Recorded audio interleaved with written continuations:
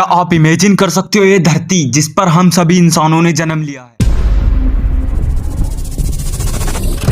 ये धरती जो घर है अनगिनत प्रकार के जीवों का। यही धरती आज से 400 करोड़ साल पहले उबलते लावे का गोला था। एक ऐसा गोला जिस पर जिंदगी का कोई नामो निशान तक नहीं था। ऐसे में जाहिर सी बात है, सवाल उठता है आखिर ये लावे का गोला हमारी आज की पृथ्वी में कैसे बदल गया। ये सारा पानी कहाँ से आया, हमारा चांद यानी मून की फॉर्मेशन कैसे हुई, इन सब का कनेक्शन है दोस्तों हमारे सूर्य और सोलर सिस्टम के जन्म से। आइए समझते हैं इन सभी चीजों को गहराई से आज के इस वीडियो में।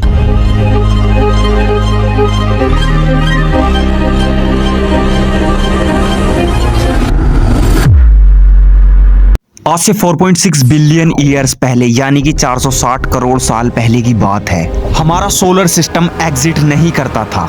इसकी जगह था तो सिर्फ अंधकार, गहरी शांत और खाली स्पेस। इस स्पेस में घूम रहा था तो सिर्फ एक गैस और धूल से भरा बादल।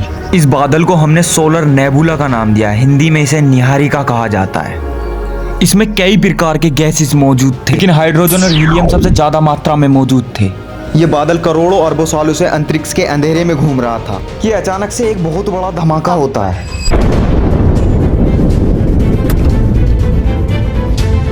नहीं, मैं बिग बैंग की बात नहीं कर रहा, मैं बात कर रहा हूँ सुपरनोवा की। ये धमाका इस बादल में नहीं होता बल्कि इसके बगल में होता है। इसके पास मौजूद एक डाइंग स्टार एक्सप्लोज कर जाता है। इस एक्सप्लोजन को हम सुपरनोवा बुलाते हैं। आमतौर पर ये उन स्टार्स के साथ होता है जो अपनी लाइफ के एंड पर पहुंच जाते हैं। इस धमाके की शॉक वेव्स हमारे सोलर नेबुला पर पड़ती हैं, जिसके चलते ग्रेविटेशनल इंस्टेबिलिटी आ जाती है। धीरे धीरे ये नेबुला अंदर की ओर सिकुड़ने लगता है और जो धूल और डस्ट था वो गोल गोल घूमने लग जाता है, रोटेटिंग डिस्क के रूप में। इस प्रोटोप्लैनेटरी डिस्क के बीचों बीच प्रेशर और टेम्परेचर दोनों बढ़ता रहता है, जिसके चलते एक प्रोटो स्टार का जन्म होता है। अब धीरे धीरे नेबुला का पूरा मटेरियल बीच की ओर खिंचता गया बढ़ती गर्मी और दबाव के कारण, और एक पॉइंट ऑफ टाइम पर जाकर ये इतना कॉन्स्टिट्यूटिव हो गया बीच में कि न्यूक्लियर फ्यूजन का रिएक्शन होने लगा। हाइड्रोजन गैस का फ्यूजन रिएक्शन जो almost 15 million degree Celsius temperature पर होता है।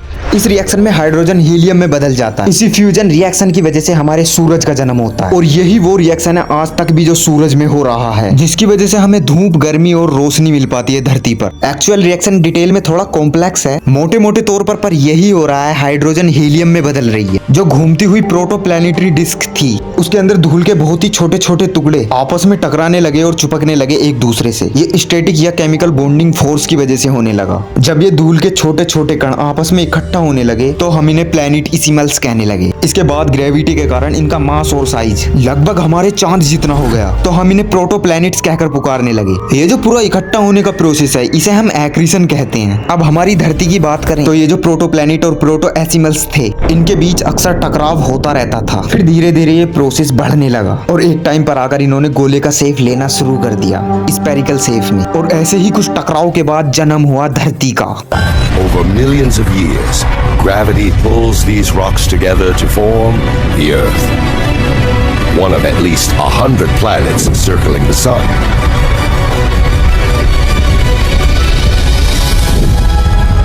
इस समय को हम हेडन इयोन कहकर पुकारते हैं। इयोन शब्द का मतलब है एक बहुत बहुत ज्यादा लंबा समय, और ये जो हेडन वर्ड ये अंडरवर्ल्ड के ग्रीक गॉड ऑफ हेडिस से आता है। लेकिन यही नरक जैसा समय कारण था जिसकी वजह से धरती पर पानी आया। कुछ एस्ट्रॉइड और कॉमेट्स जो धरती से टकराते थे उनमें ज्यादा मात्रा थी पानी की, और कुछ पानी धरती पर खुद भी मौजूद था। अब इस पूरी कहानी में एक और सवाल आ जाता है कि चांद कहां से आ गया। धरती ने तो जन्म ले लिया, लेकिन मून कहां से आया धरती के पास। इसका जवाब भी दोस्तों हेडियन इयोन के पीछे छुपा हुआ है। साइंटिस्ट ने भी सोचा क्या कारण हो सकता है मून बनने के पीछे। एक थी कैप्चर थ्योरी। ये एक ऐसा प्लैनेटरी ऑब्जेक्ट था जो धरती के पास आया और धरती के ग्रेविटेशन फोर्स ने इसे कैप्चर कर लिया। इसे कैप्चर थ्योरी कहते हैं। और एक है कोफॉर्मेशन थ्योरी कि चांद और पृथ्वी एक ही साथ बने थे। तीसरी है फिजन थ्योरी कि धरती से ही टूटकर चांद बन गया। लेकिन असलियत पता है क्या है, इसमें से एक भी थ्योरी सच नहीं है, बल्कि साइंटिस्ट्स का मानना है धरती से एक और प्लेनेट आके टकराया था और इस टकराव की वजह से चांद की फॉर्मेशन हुई, और इसे कहा जाता है जायंट इंपैक्ट हाइपोथेसिस। इसके अलावा करीब 4.5 बिलियन ईयर्स पहले जब अर्थ की फॉर्मेशन हो ही रही तो एक और प्रोटो प्लेनेट एग्जिट करता था। इसका नाम हमने रखा है थिया। इसका साइज करीब मार्स प्लेनेट जितना था। सोलर सिस्टम फॉर्म फॉर्म होने के 100 मिलियन साल बाद ये प्लेनेट अर्थ से टकरा जाता है। इस समय धरती बस सिर्फ लावे का गेंद थी और ये प्लेनेट भी वही था। इससे होता क्या है, दोनों प्लैनेट्स का कोर आपस में मिल जाता है। इसी वक्त एक टुकड़ा टूटकर बाहर निकल जाता है जो चांद बन जाता है और यहीं पर मून की फॉर्मेशन होती है। ये चांद जो है स्टारग्राफ के मलबे से निकला है। तो दोस्तों एक चीज का एहसास हम सबको हो जाना चाहिए, जो भी कुछ हुआ है बहुत ही अद्भुत हुआ है।